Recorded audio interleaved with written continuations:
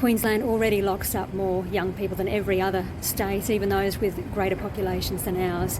Queensland already has the worst rate of recidivism, of people coming out of detention and committing new offences within the next 12 months.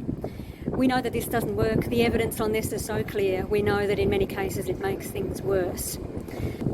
So what does work? It's the long-term stuff. It's working with families, it's working with young people, mentoring, giving people positive things to do in public space. It's building communities where everyone belongs, where young people feel that they have opportunities and pathways, and where they feel accountable to the people around them and their neighbourhoods because they have a strong web of relationships around them, and where consequences mean something to them. Behind me here is the Cairns Watch House. Now, I spent many years visiting this place every single day in a former job where I would talk to hundreds of young people and adults accused of and involved in violence and crime of all types. Now, there are many in this election who would tell you that the answers to all this are simple, that we need to lock up more people, that we need more jails and longer sentences. Now, you know what was a common thing, though, that I heard from young people in here was they said to me, "Send me to detention. Just send me to detention, miss."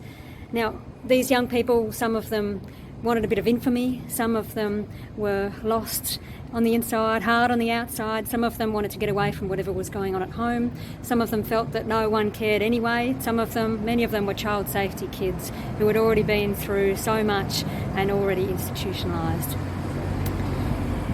The things that many of these young people had done had a big impact on people and our communities, because everyone has a right to feel safe in their homes. But our organisations in Cairns moving mountains in this space receive a pittance, while almost all investment goes into the things that do not work.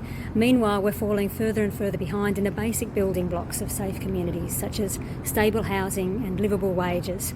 So I believe we need to think about these things, such as crime, in a bigger context. We need to talk more about domestic violence. We need to talk more about wage theft, which impacts Cairns financially to a much greater degree than all property theft by young people. Everyone deserves to feel safe in their homes. Everyone deserves a home to feel safe in and a community where they belong.